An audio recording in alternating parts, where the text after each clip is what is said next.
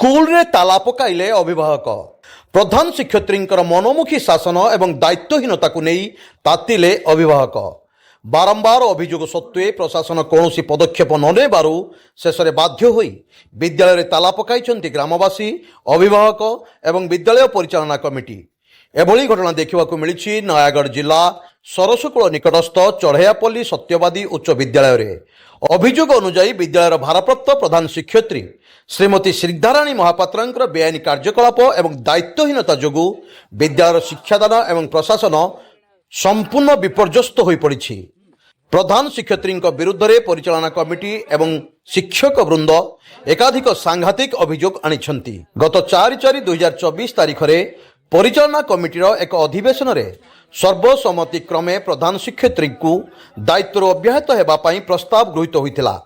यही आधार में गत 10/4/2024 तारीख में जिला शिक्षा अधिकारी को लिखित भाव अवगत करा अन्य जड़े सरकारी शिक्षकों को दायित्व हस्तांतर करने को अनुरोध करा किंतु दीर्घ दिन बीती जाइथिले मध्य शिक्षा विभाग पक्षरु कौनसी विहित पदक्षेप ग्रहण करा जाय नथिला।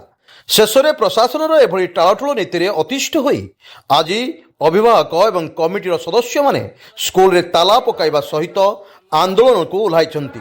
तुरंत उक्त प्रधान शिक्षयित्री को दायित्व निवृत्त न कले आगामी दिन में यह आंदोलन आहुरी तीव्र हेबो बोली चेतावनी दैछन्ति।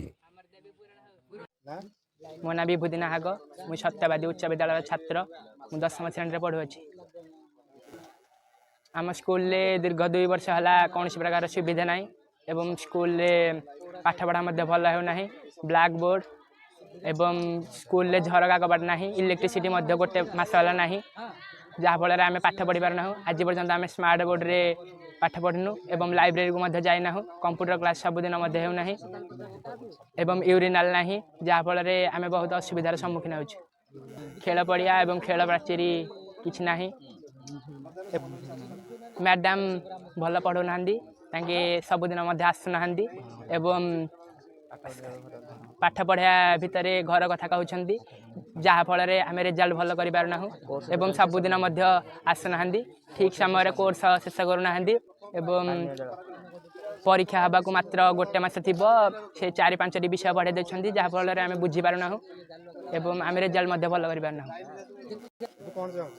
आम चाहूँ कि हेडमास्टर को बदलाई दि जाऊ एवं सरकार को आमको किसी साहाय्य करने को आम अनुरोध करुच्छू एवं किसी खेल जिनिस किसी खेल उपकरण देले आम चिरउपकृत हबु। ओडगाँव काबुली गाहणक रिपोर्ट स्वतंत्र ओडिशा लाइव।